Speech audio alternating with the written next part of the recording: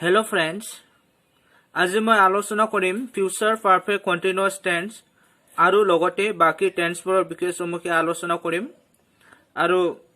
বাকি যিবোৰ টেন্স এইটো আগতে মই ভিডিঅ' কৰা হৈছে আৰু এই ভিডিঅ'ৰ লিংকটো মই ডেসক্ৰিপচনত দি দিম তোমালোকে ডেসক্ৰিপচনত গৈ এইটো ক্লিক কৰি আগৰ ভিডিঅ'বিলাক চাব পাৰিব আজি প্ৰথমতে আলোচনা কৰিম ফিউচাৰ পাৰফেক্ট কন্টিনিউয়াছ টেন্সৰ বিষয়ে ফিউচাৰ পাৰফেক্ট কন্টিনিউয়াছ টেন্স মানে হল ভৱিষ্যত কালত কোনো এটা কাম কিছু সময় ধৰি নাইবা আন এটা কাম আৰম্ভ নোহোৱা পৰ্যন্ত চলি থাকিব এই অৰ্থ বুজাবলৈ ভাৰ্বৰ ফিউচাৰ পাৰফেক্ট কন্টিনিউয়াছ টেন্সৰ ব্যৱহাৰ হয়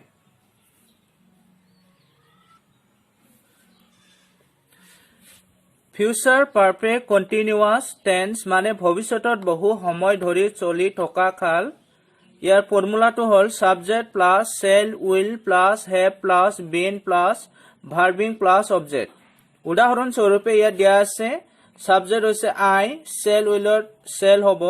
have been ভাৰ্বিং হৈছে eating আৰু অবজেক্ট হৈছে rice মানে মই ভাত খাইয়ে থাকিম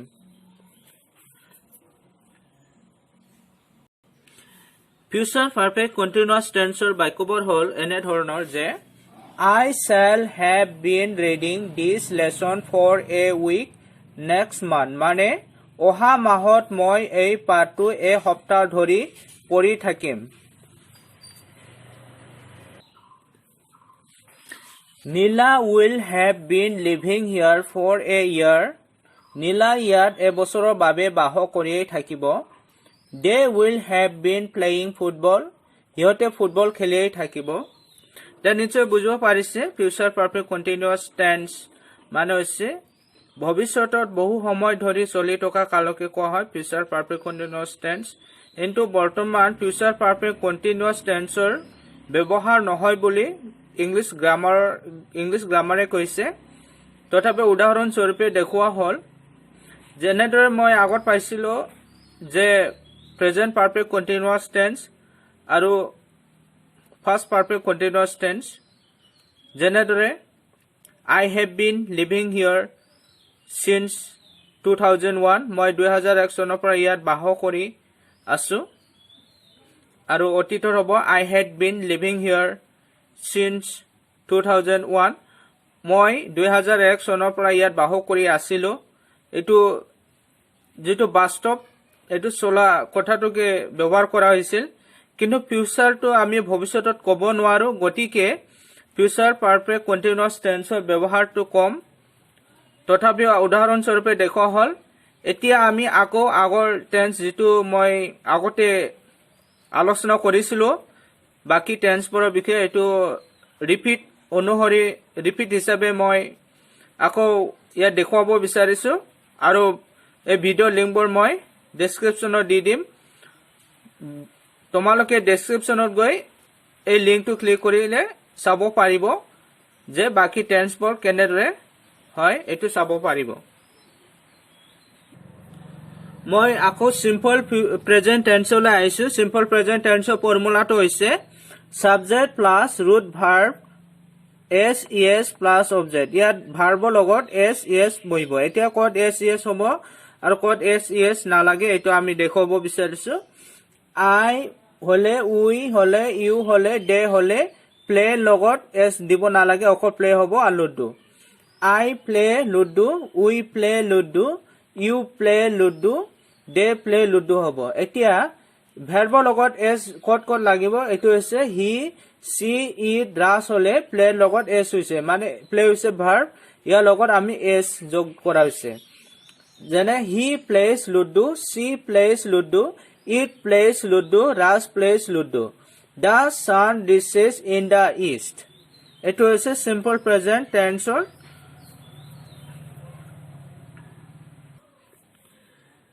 এতিয়া নাম্বাৰ 2 হৈছে present continuous tense ইয়াৰ ফৰ্মুলাটা হৈছে subject plus am is are plus verbing plus object এতিয়া am কত বহিব is কত বহিব আৰু are কত বহিব এইটো তলত দেখুৱা হল যেনেদৰে I ৰ ক্ষেত্ৰত am বহিব I am playing ludo হি হলে সি হলে ইট হলে ৰাজ হলে ইজ হ'ব এনেকুৱা সাবজেক্ট হলে যেনেদৰে he is playing ludo she is playing ludo it is playing ludo Raj is playing ludo এতিয়া আৰ ক'ত বহিব উই হলে ইউ হলে দে হলে আৰ হ'ব যেনেদৰে we are playing ludo you are playing ludo they are playing ludo এইটো হৈছে present continuous টেন্সৰ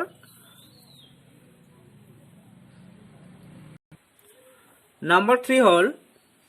present perfect tense ইয়াৰ ফৰ্মুলাটো subject plus have has plus verb 3 plus object I we you they হলে have হ'ব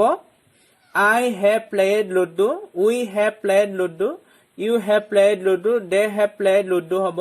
এটা has হ'ব he she it does হলে has হ'ব he has played ludo she has played ludo it has played ludo Ras has played ludo eto hoise first present perfect tense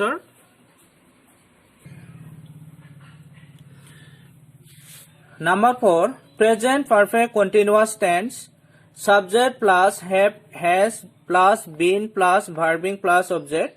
subject I we you they have been playing ludo he she it Ras has been playing ludo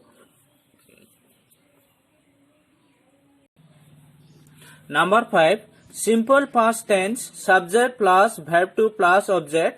I played ludo he played ludo they played ludo Number 6 past continuous tense subject plus was were plus verbing plus object eta was aru were kod boibo I he it ras she hole was hobo I was playing ludo he was playing ludo it was playing ludo ras was playing ludo she was playing ludo hobo eta you we they hole were hobo you were playing ludo we were playing ludo they were playing ludo it was a past continuous tense Number 7 past perfect tense subject plus had plus verb t plus object I had played ludo he had played ludo they had played ludo Number 8 past perfect continuous tense subject plus had been plus verbing plus object I had been playing ludo he had been playing ludo they had been playing ludo Number 9 simple future tense subject plus shall will plus verb 1 plus object verb 1 মানে হৈছে present tense যেটো verb এটো কয় verb 1 যেনে I we you হলে shall বহিব মানে ব্যৱহাৰ কৰিব পাৰিব I shall play ludo we shall play ludo you shall play ludo ঠিক তেনেদৰে এতিয়া third person মানে he she it they হলে will হ'ব He will play ludo, she will play ludo, it will play ludo, they will play ludo. Number 10, future perfect tense, subject plus shall, will plus have plus verb t plus object. I shall have played ludo, he will have played ludo. Number 11, future continuous tense, subject plus shall, will be plus verbing plus object I shall be playing ludo he will be playing ludo they will be playing ludo Number 12 future perfect continuous tense subject plus shall will plus have been plus verbing plus object I shall have been playing ludo so more প্ৰিয় বন্ধু বান্ধৱী সকল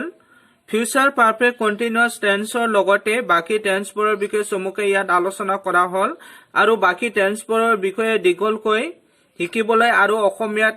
অনুবাদটো চাবলৈ হলে তলৰ ডেসক্ৰিপচনত মই লিংকটো দি দিম ঠিক তেনেকৈ লিখা থাকিব https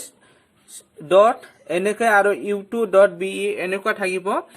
আৰু ঠিক তেনেদৰে কিছুমান এড্ৰেছ লিখা থাকিব আৰু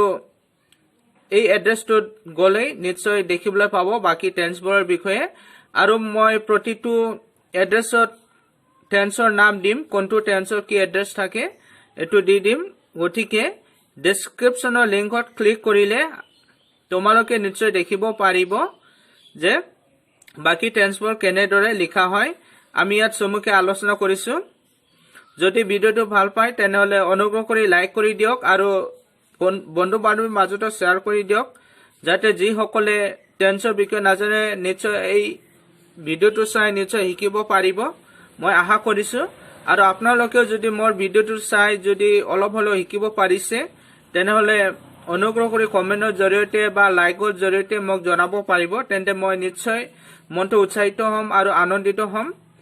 এতিয়া যি সকলে মোৰ চেনেলটো এতিয়াও সাবস্ক্ৰাইব কৰা নাই অনুগ্ৰহ কৰি সাবস্ক্ৰাইব কৰি দিয়ক। মই পিছত এতিয়া মই বেলেগ টপিকটো লৈ আহিম নেক্সট ভিডিওত।